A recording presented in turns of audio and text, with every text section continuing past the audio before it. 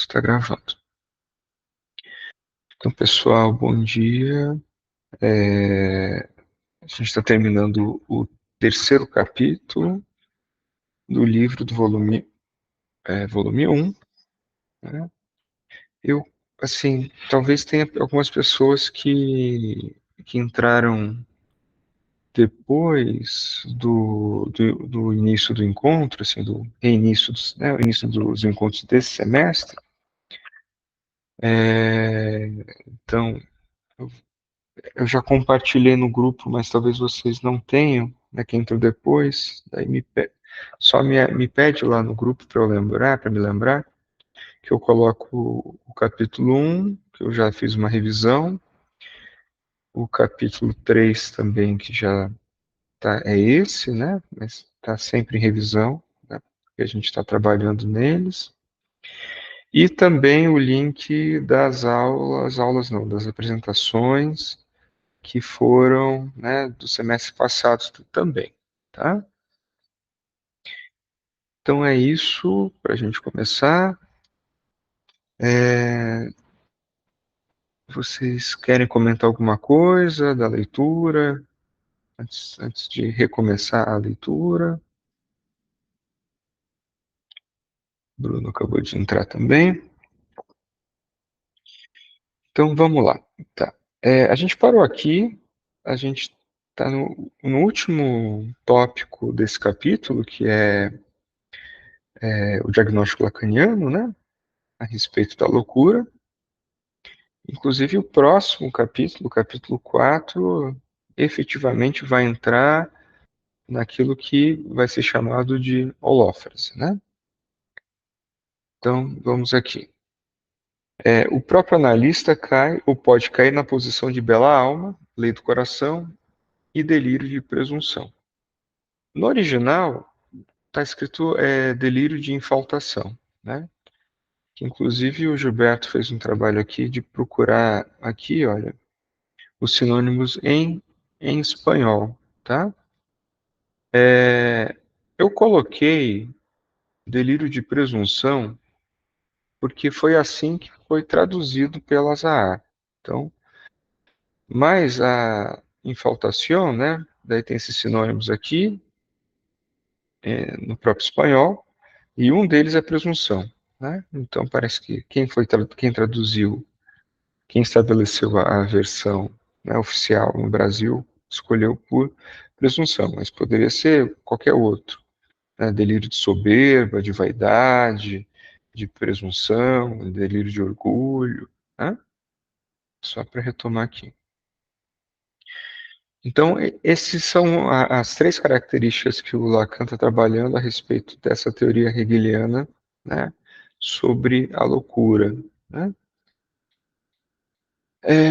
Então, delírio de presunção, né? A bela alma, lei do coração, delírio de presunção. Quando, ao se queixar dos destinos e do lugar da psicanálise no mundo moderno, se isenta da pergunta, né?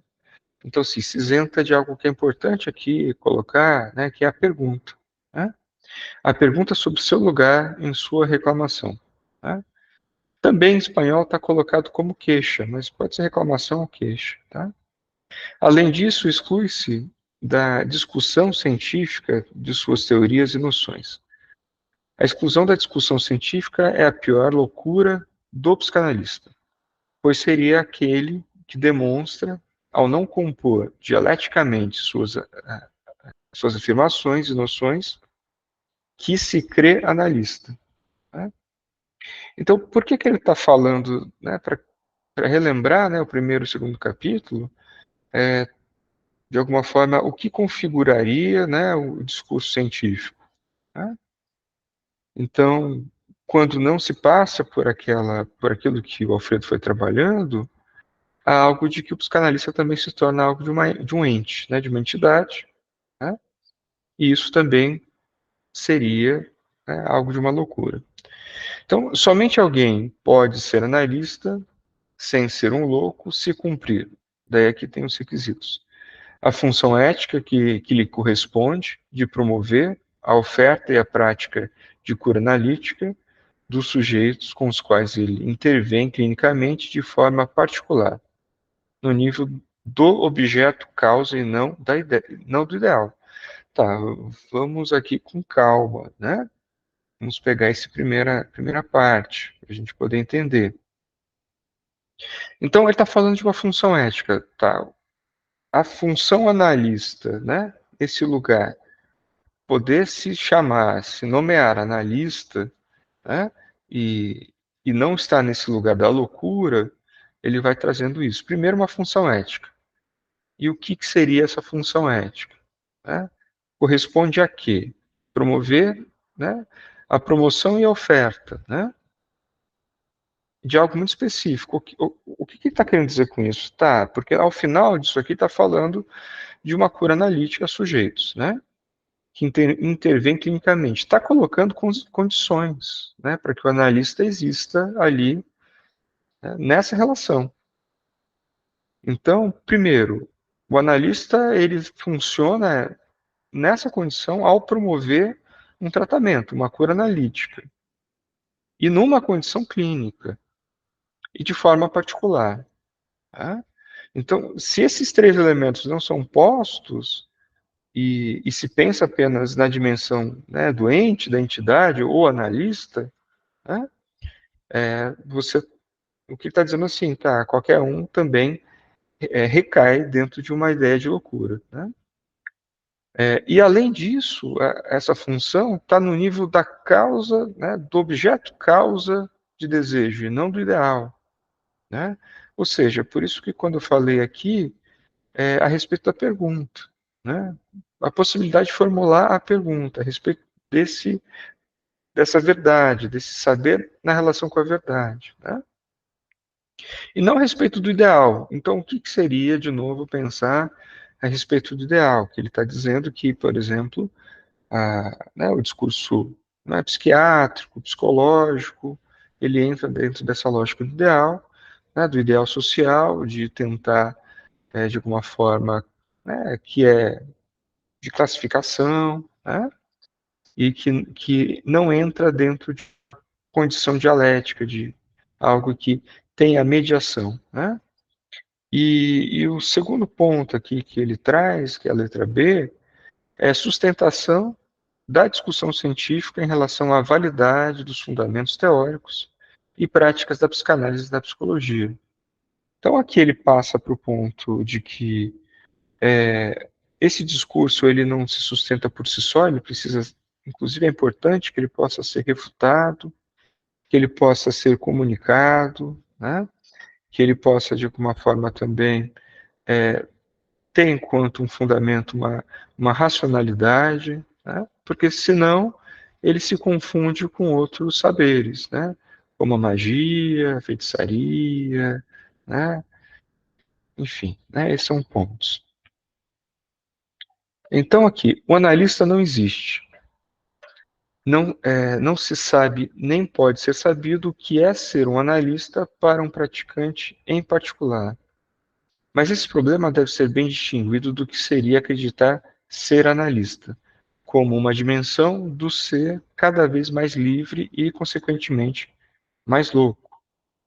E nesse ponto, o livre, né, como vem sendo trabalhado nesse capítulo, né, é quando se supõe que não há mediação, né, com o outro. Né? O fato de o analista se autorizar a si mesmo, né? Então, assim, o Alfredo está trabalhando aqui alguns clichês, né, da formação do analista. Né? O analista é aquele que se autoriza a si mesmo, né? Todos esses. Né? Então, o fato de o analista se autorizar a si mesmo faz com que ele assuma tanto responsabilidades científicas, mantendo sua articulação com as formas modernas de operar e conceber o saber e o sofrimento, quanto responsabilidades éticas ao responder às demandas de análise que lhes são apresentadas. Mas nada autoriza a se acreditar analista sem a contribuição permanente de alguma dimensão do outro. Então, esse é um ponto bastante fundamental, né? Porque, né, falando novamente desse clichê, a ideia de me autorizo por mim mesmo, né? Como se eu não precisasse, ou seja, eu pudesse preceder do outro, né? Ou mesmo que um percurso de análise levaria a uma certa noção de liberdade, de autoconhecimento, né? De consciência, que também vai muito na contramão do que é a proposta lacaniana. Não sei se eu poderia fazer um comentário. Claro, pode sim. Assim, eu li isso do seguinte ponto de vista, quando ele escreve ali, o analista não existe, né? Eu aproximei com a expressão a mulher não existe, né? Eu entendi que nesse capítulo o Edelstein vem trabalhando a questão da identidade, né? Que A não é igual a A, né? Dentro da lógica matemática. Então, o analista não existe no sentido que o psicanalista ele ocupa um lugar de analista que é uma função. Não há uma identidade entre a função e a pessoa. Quanto mais a pessoa acredita que ela é uma psicanalista, ela entraria nessa loucura, que não é uma psicose, né?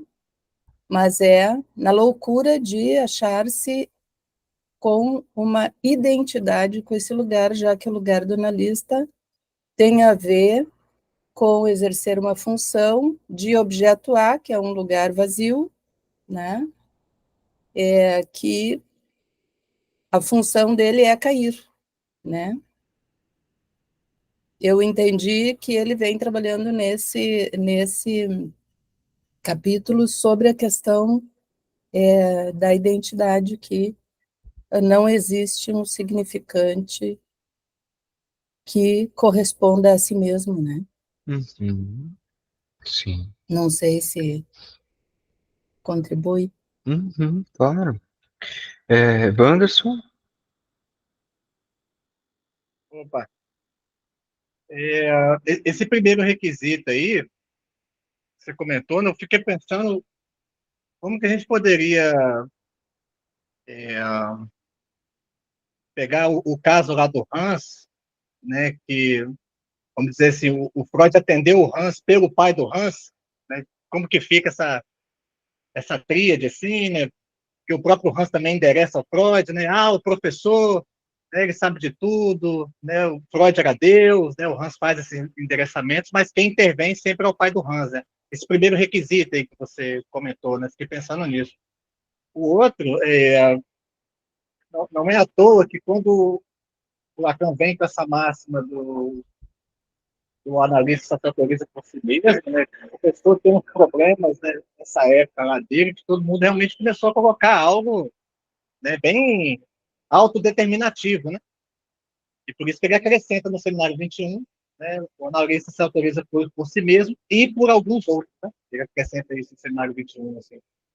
E essa coisa que a colega falou sobre o analista e tal, eu acho que passa por aí mesmo, assim, porque desde a direção do tratamento, né, quando ele fala lá que o analista paga, né, com o seu ser, né, as palavras, o corpo e tudo, e que o Lacan fica sempre atrás desse psicanalizante a psicanalista, né, a partir do passe também, tudo, depois ele abandona, é esse descer, né?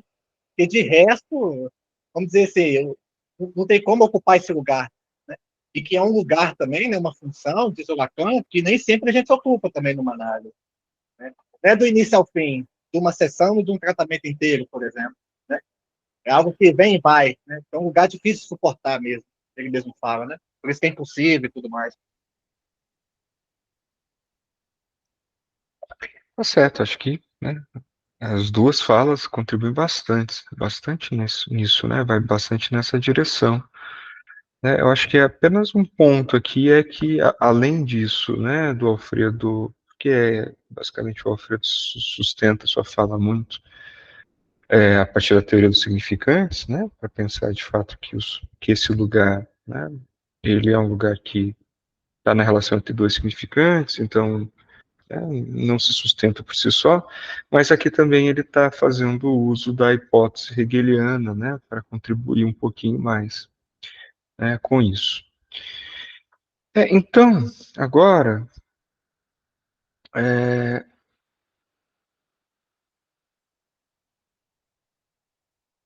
onde que eu parei? Estou só olhando aqui.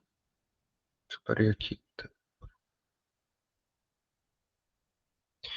Então, aqui, para finalizar, tá? Então, apesar desses desenvolvimentos precisos e justificados de Lacan em torno da concepção da loucura, muitos psicanalistas, mesmo lacanianos, sustentam que o objetivo da psicanálise é alcançar uma certa liberdade. Apesar disso, para Lacan, a solução para a loucura é a transferência. É a cura da neurose. A cura da neurose passa pelo encontro do sujeito na posição de objeto desejante, o analisante, com o desejo do psicanalista. Não se libertar deles. Então, o fim da análise deixa o sujeito sem outro do outro. E, por isso mesmo, mais firmemente articulado ao seu próprio desejo como desejo do outro.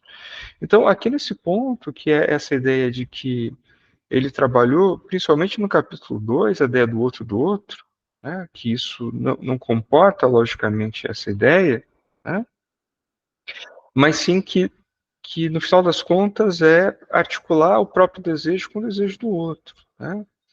A gente pode dizer de desejo do desejo, não do outro. Né?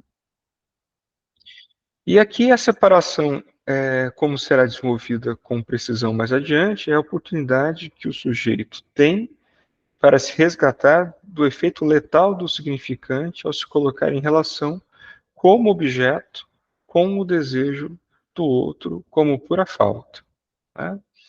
Então, aqui, quem tiver um pouco mais de dificuldade em relação a esse parágrafo aqui, porque no final é uma síntese já, né, do que ele vem trabalhando, né, retome o capítulo 2, tá? Eu vou, inclusive, compartilhar com vocês novamente. Né? E aqui, de alguma maneira, o Alfredo já vem trabalhando, se a gente pegar a cronologia do ensino dele, né, pelo menos das obras que ele vem publicando, é interessante poder, para quem tiver interesse, ler o Grafo do Desejo, que é o livro sobre o grafo, que ele vai trabalhar bastante esse conceito, tá? De desejo, a tríade do desejo, tá bom? Que inclusive vai ser o próximo grupo de terça-feira, quando encerrar o Revolução Negada, eu vou começar o Grafo do Desejo por lá. Então, aqui a gente finaliza o capítulo 3. Né? Diga, Wanderson. Umas outras coisas que me veio também, que eu lembrei. A primeira, essa parte também do louco, tem um texto do Lacan muito bom, cara, sobre psicose, assim, e uns desdobramentos sobre o objeto A, que é o discurso, pequeno discurso aos psiquiatras, da vida de 60. E ele fala desse louco da liberdade do objeto A, né? Que é uma frase famosa que a gente às vezes encontra por aí, sobretudo nos livros do Quinet, por exemplo. É nesse texto que ele comenta que o psicótico é aquele que tem o objeto A, né, no bolso, né, por exemplo. Aí ele fala que o único sujeito que realmente é livre é o psicótico, nesse texto. Ele comenta, né? Então, seja, isso gera uma série de questões assim que a gente já debateu muito tempo atrás, né, sobre isso, o objeto A, desejo sujeito à psicose e tudo, né, não vou entrar por aí. E a outra questão é esse sobre o desejo, sobre o outro do outro. Sabe que coisa, né, cara? É, se há um furo no outro, né, se há um significante que falta contra do outro, e nenhum sujeito se dá conta disso, né? Então, por isso que não há, né, outro do outro, metalinguagem. E quando a gente pega o matema do discurso, que a produção do matema do discurso analítico é o S1, então, às vezes, alguns leem aquele livro e falam assim, pô, então eu vou produzir um significante mestre, né, sem o outro, né? Olha que coisa, né? No próprio matema do discurso analítico, né? E também não é disso. É o que você estava falando aí há pouco. Ainda sobre produzir algum tipo de significante, ainda é se servir anteriormente ao campo do outro. Então, ou seja, não tem como a gente colocar assim, enquanto origem criacionista, né, fazer esse tipo de significante, né, como é a ideia, né, tipo assim, criar o cosmos, né, criar o universo, né, coisas dessa ordem, né, não tem como. Aí a gente tem que se servir de um lugar, e o significante só vem de lá, né, não vem de outro lugar, só vem do campo do outro, né. Aí tem uma passagem, só para estarem divertidos, assim, quem se deparar com essas leituras mais grelerianas, porque realmente tem uma passagem do Cenário 14, e assim, não foi mal traduzido, mas é porque tem um contexto, e esse contexto geralmente a galera não se serve dele, sobretudo os delirianos, né? E realmente tem uma passagem lá do Cenário 14, que o Lacan fala que o grande outro não existe. Tem essa passagem lá. Aí alguns se servem para falar, não, mas o Lacan disse, tá vendo? Não existe grande outro. Não é isso. O contexto que ele está trazendo lá desse tipo de grande outro é o grande outro dos filósofos. Entende? É o Sim. grande outro dos filósofos. Né? Esse grande outro que ele fala que não existe. Né? Aí ele fala também do Deus cristão, ele fala do Logos, né, lá com os matemáticos, né, Pitágoras e tudo. Né? Ele fala esse grande outro que não existe. Então tem um contexto, observa? Mas na obra do Millet, por exemplo, ele traz essa citação, né? Mas ele não fala do contexto, ele só pega a frase. Só para estar um pouco avisado também. Sim, sim. Então, de alguma forma, assim, né, acho que o Wanderson trouxe vários pontos aí a respeito disso, né, desde do significante mestre, né, e como é que ele entra como S1, mas, obviamente, a questão que talvez seja interessante a gente pensar, pelo menos na proposta que o Alfredo traz, e da Pola, é, é poder ler a obra do Lacan a partir de uma coordenada lógica. E assim é possível refutar essas possíveis incoerências, né, que está suscetível a qualquer ensino, né? Então, de alguma maneira, é tentar tratar o ensino de Lacan a partir de uma condição de covariância, né, a partir de certos axiomas, né?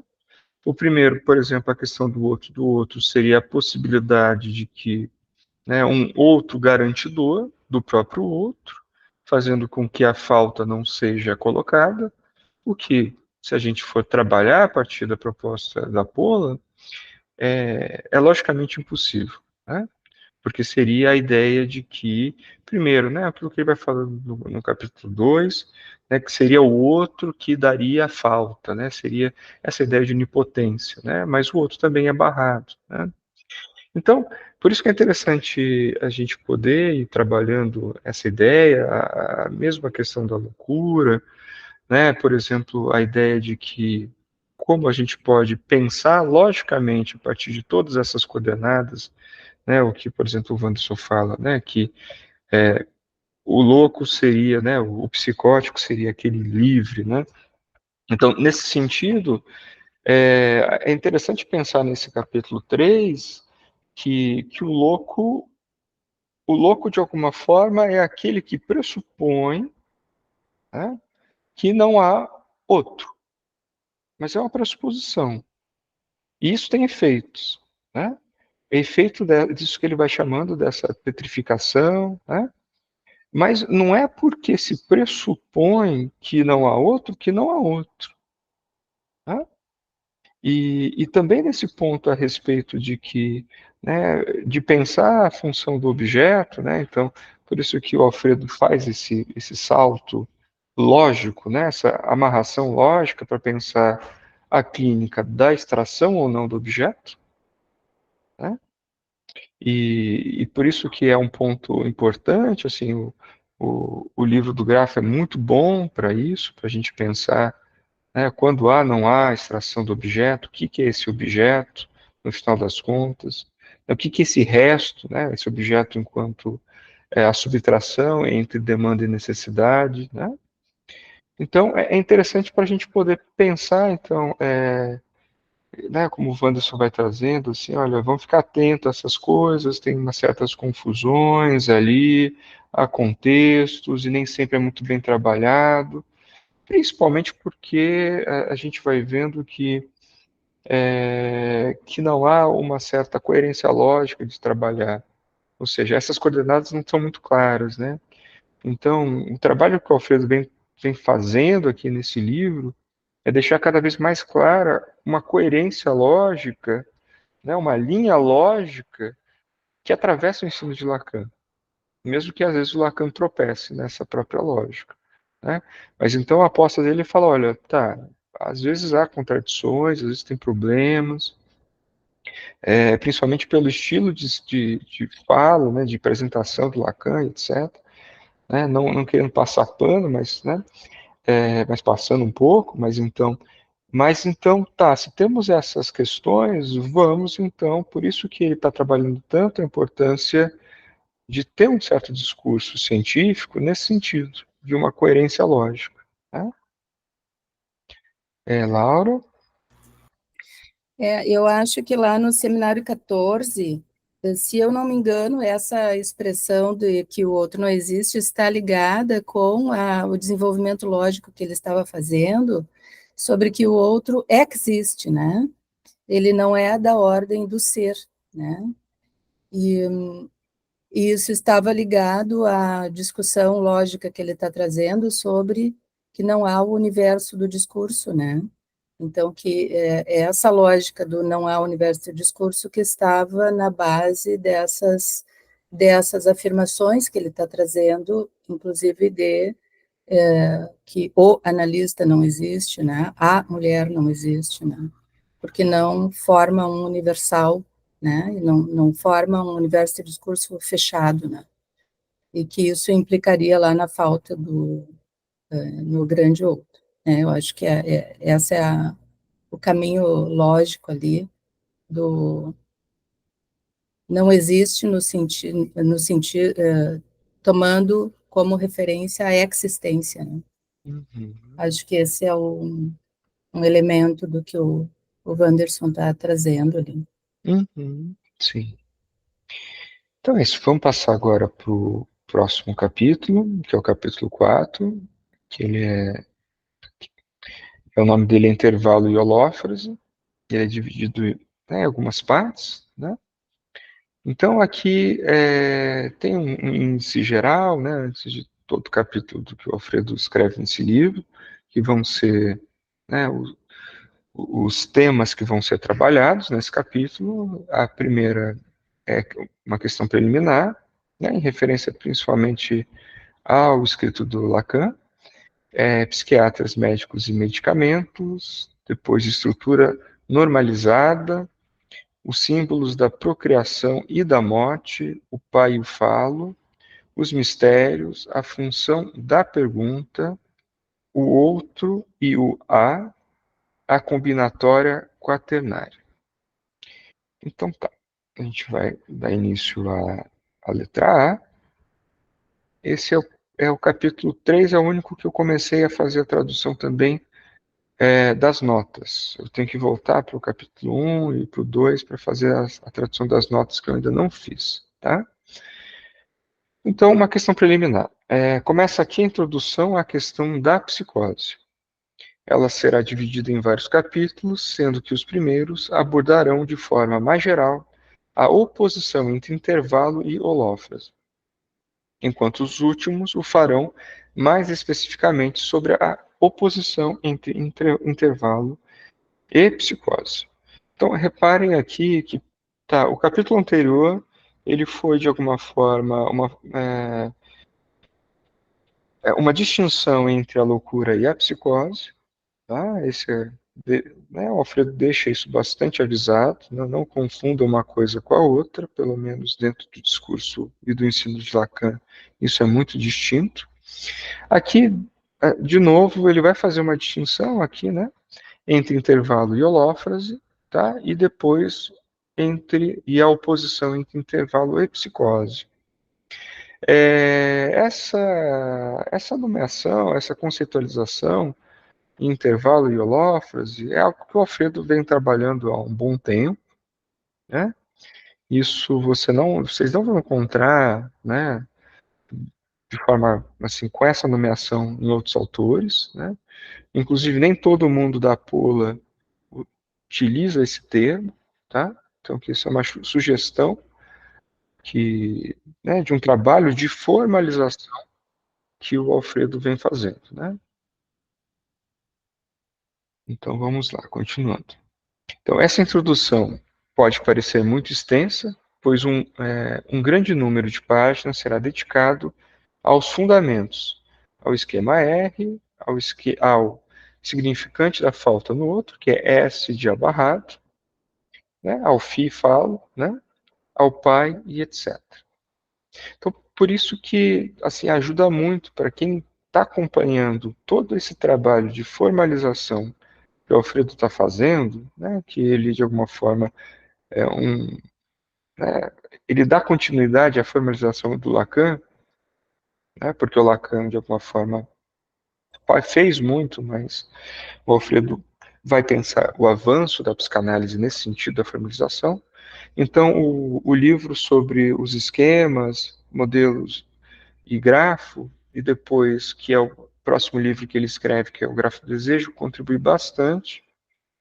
Tá? Se vocês quiserem pegar esses livros, é bem interessante, ajuda. O primeiro dos modelos e esquemas é um livro mais, assim, menos demorado na leitura. Tá? O Grafo já é um livro um pouco mais denso, né? Com muita informação, muito conteúdo, muita formalização, é muito rico mesmo. Tá? Acho que vale bastante a pena. Talvez no próximo grupo de terça, quando começar, eu possa recapitular o livro do modelo, esquemas e do grafo, né? Sem entrar no grafo, porque a proposta vai ser o grafo, né? Mas que ajuda. Por que eu estou dizendo isso? Porque, claro, assim, né, na medida do possível eu vou ajudando. Né? Quem não tem leitura a respeito daquilo que foi a matematização e a formalização do ensino de Lacan. Então, muita gente não conheceu os esquemas, ou, quando muito, passou e virou a página. Né?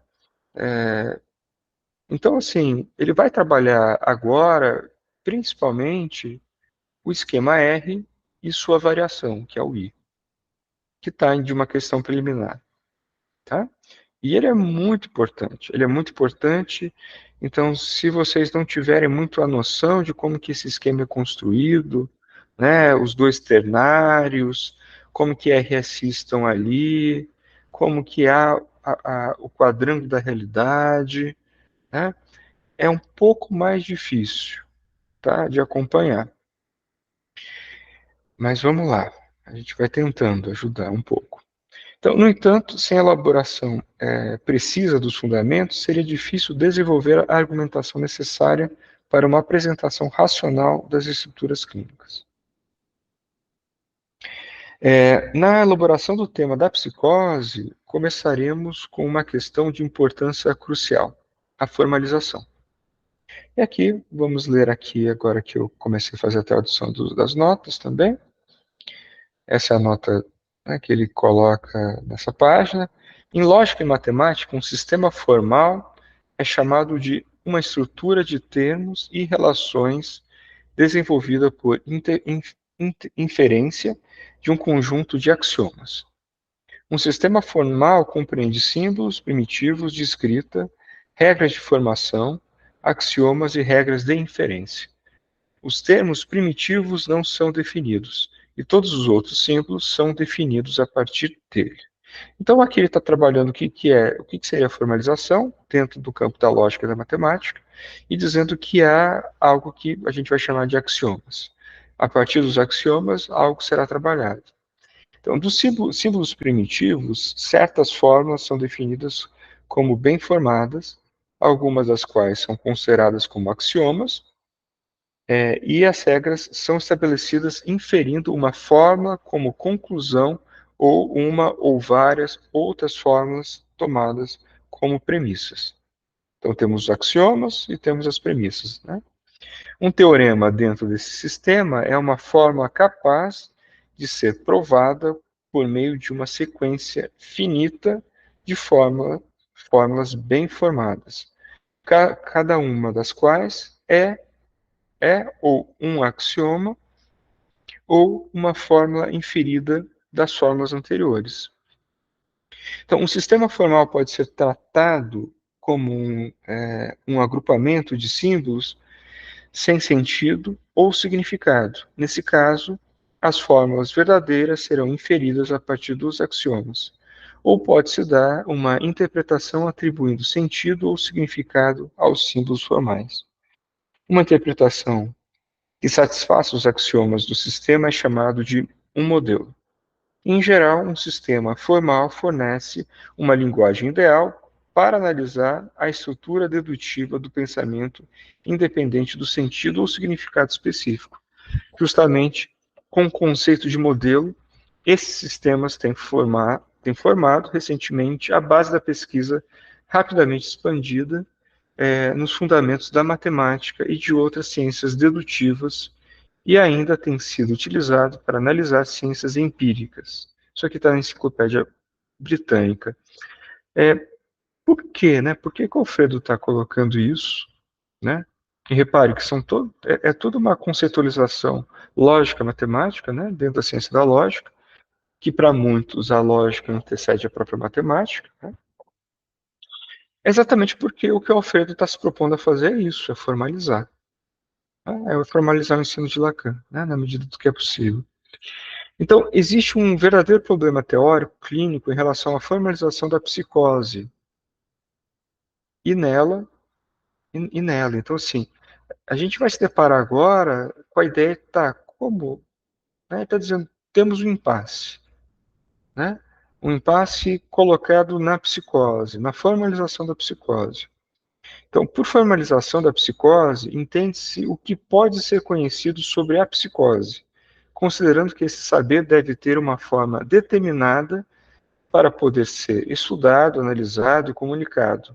A pergunta gira em torno da possibilidade de uma forma científica do saber da psicanálise sobre a psicose. No entanto, não se trata apenas do saber estudioso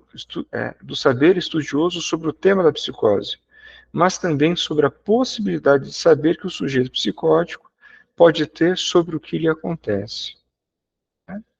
Então, aqui nesse ponto, o Alfredo já está trazendo um problema. Ele está dizendo que há um problema na formalização da psicose. E que problema é esse? E não se trata... E por isso que ele recorre à lógica. Ele está dizendo que há um problema de lógica aqui. Para formalizar, existe uma... A formalização depende da lógica. E se ele está dizendo que há um impasse na formalização, a gente está trabalhando dentro dos termos dessa lógica. E aqui, ó. O problema em relação ao que é comunicável na psicose é de índole dupla. Primeiramente, algo sabido por todos aqueles que têm prática clínica com a psicose. O psicótico testemunha que o que lhe acontece não é de todo comunicável. O psicótico sustenta que há um problema de comunicabilidade em relação ao que lhe sucede. Em segundo lugar, o que se pode comunicar teoricamente da psicose ou sobre ela implica um problema específico de comunicabilidade. Não se trata, evidentemente, de não poder comunicar tudo, o que não é específico da psicose. Esse é um ponto que está dizendo assim, comunicar tudo é impossível, né, dentro dessa lógica que ele vem trazendo. Mas sim de problema em comunicar, e não de comunicar tudo. Mesmo fora da tentativa ilusória de comunicar tudo. Como exemplo do problema de comunicabilidade do saber da psicanálise sobre a psicose, pode-se considerar o seguinte fato. No âmbito do ensino de Lacan, o psicanalista que mais avançou no campo da formalização em psicanálise e que trouxe elementos teóricos insubstituíveis no campo da psicose, não apresentou uma fórmula para a psicose, na verdade, para a holófrase, equivalente ao que a metáfora paterna é para a neurose, na verdade, para a extração do objeto A. Então, aqui ele está dizendo, olha, temos um problema na psicanálise, e que poucas pessoas se debruçaram sobre essa questão. A psicanálise não conseguiu até hoje, estabelecer uma formulação lógica, né, equivalente àquela que foi estabelecida pela neurose, ou como está chamando, de extração do objeto A. Né? Não há uma equivalência, por exemplo, à metáfora paterna. Não se formalizou algo equivalente à metáfora paterna na psicose. Mas daí alguém pode falar, tá, mas e o esquema aí? Tá, não, na verdade, ele é apenas uma distorção do esquema R. Né? Então, também não há um esquema para a psicose, assim como existe o esquema R para o campo onde opera a metáfora paterna. Então, assim, o esquema R é o esquema da realidade. É um esquema que, de alguma forma, é construído a partir do momento onde se opera, né, a metáfora paterna. Ou seja, não há uma fórmula nem esquema para a psicose. E também não há um grafo que desempenhe mesmo função que o grafo do desejo no campo do intervalo. Então, assim, de novo, tem outro ponto, né? O grafo do desejo, né, é um grafo que está remetido a esse campo clínico da extração do objeto. Claro que, quando vocês puderem estudar o grafo, vocês vão ver que na primeira parte, né, é possível pensar, ou seja, onde está no campo da demanda, é possível pensar como que na psicose existe ali uma infinitização, existe ali um problema, e é onde que ele vai tentar dizer. Aqui a gente pode perceber a psicose, mas o grafo não é o grafo para a psicose. Tá? Assim como o esquema R não é um esquema, é um esquema para neurose, para o intervalo, para a extração do objeto A. Então a gente não tem, Lacan não formalizou algo específico, equivalente na psicose. Por que essa ausência de formalização de saber sobre a psicose? Que é uma boa pergunta. Né? Por que Lacan não fez? Se trata de demonstrar que, dada a inoperância, então é importante a ideia, e aqui o sublinhado, inoperância, tá? Não é inexistência, é inoperância, tá? Algo não está operando. Dada a inoperância do significante encarregado de escrever a autoridade da lei no outro, né, que seria o nome do pai, e de constituir o outro da lei, ou seja, o significante nome do pai, é impossível produzir tal formalização. Impossível no sentido matemático, no sentido lógico-matemático. Assim como é impossível que 2 mais 2 sejam 5. É nesse sentido. É nesse sentido que aponta o que o Alfredo chama de real. Né? O impossível lógico-matemático. Então, o que acontece? Aí que também, voltando também a uma certa, um certo cuidado, né? Que, olha, não que não é diferente não estar operando de não existir. É diferente, né? Algo que possa, como o nome do pai, né? Que inscreve a falta. Uma coisa é inscrever a falta, outra coisa é fazer existir a falta. Então, dentro da ideia do campo do outro, ou que é chamado de grande outro, né, independente se é da clínica do objeto A, da extração do objeto, ou da holófrose, o campo do outro é faltoso, ele é barrado. A diferença é que falta algo que opere, que faça a legalização dessa falta operar na cadeia.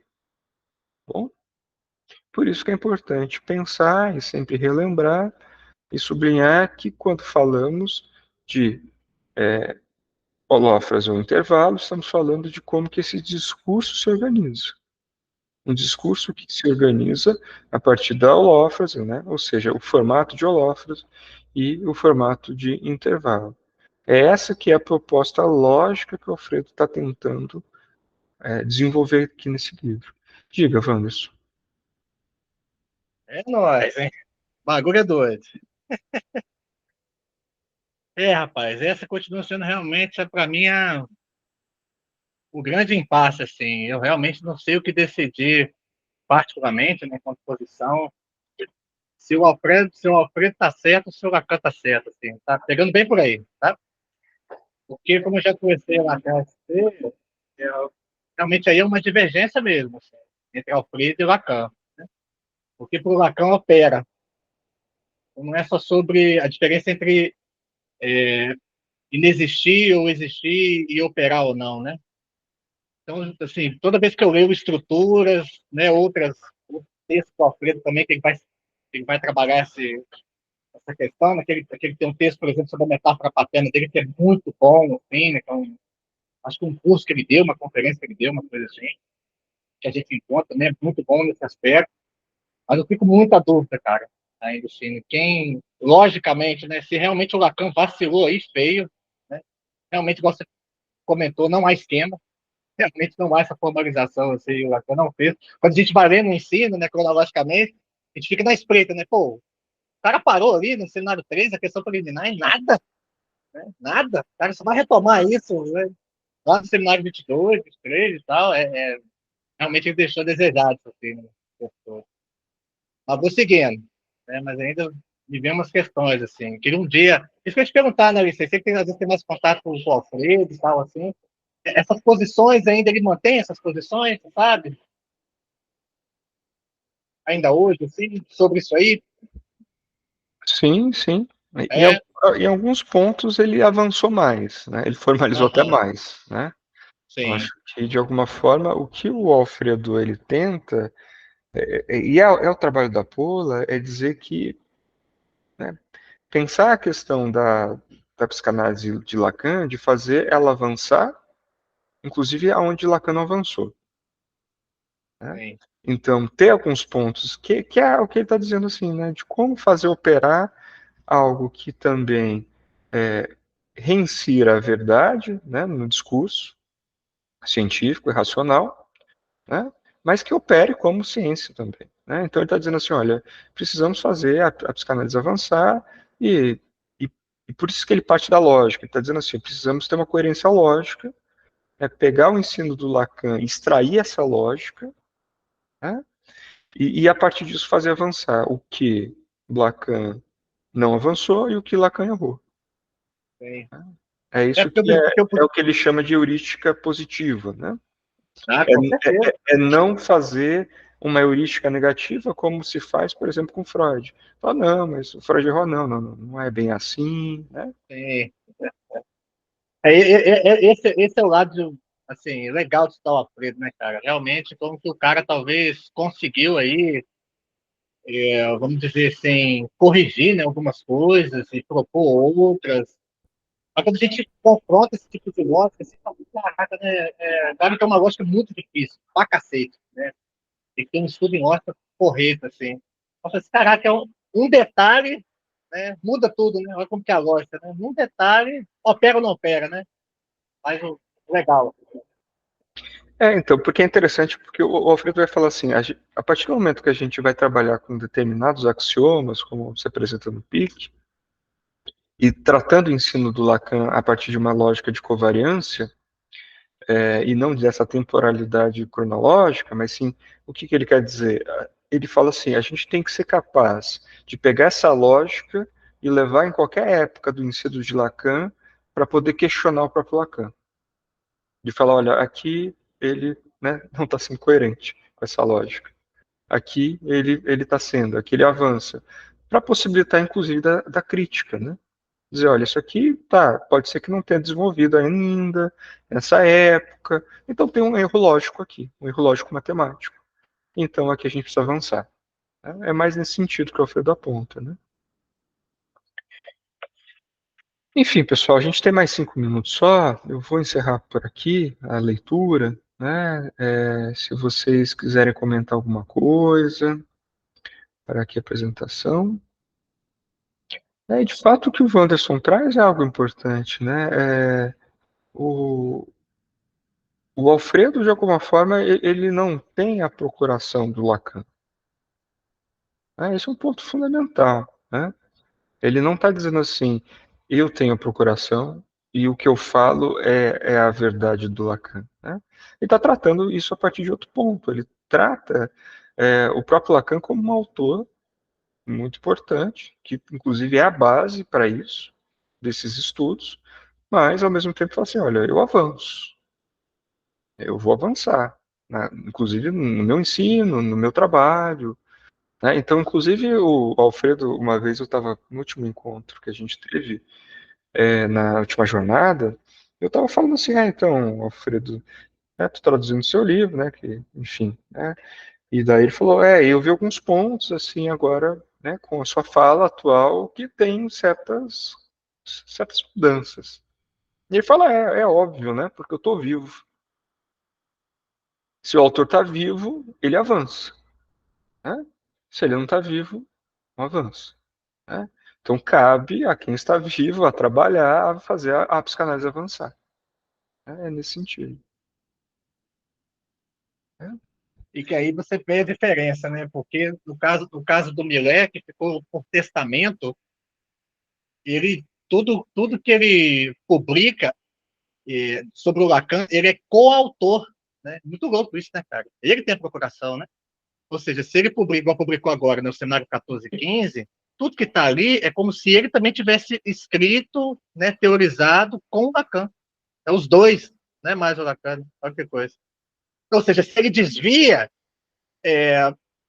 quem não está divertido vai seguir o desvio dele. Essa é a diferença do Alfredo, né? É bom ele falar que ele não tem a procuração mesmo, que pouco importa isso, né? O que importa realmente é encontrar essas inconsistências e com certeza há várias. Uma delas, o próprio Nobo Romiano, alguns colegas que eu já estudei assim, que saca muito de Nobo Romiano, da teoria dos nós das trans, dentro da própria topologia, fala assim, olha, realmente tem umas coisas aqui que o Lacan fez do jeito dele que não tem nem como enquadrar isso dentro da teoria do nó da trans. É uma coisa só dele, assim. Só dá aí para vocês. Aqui para nós não dá, não. Né?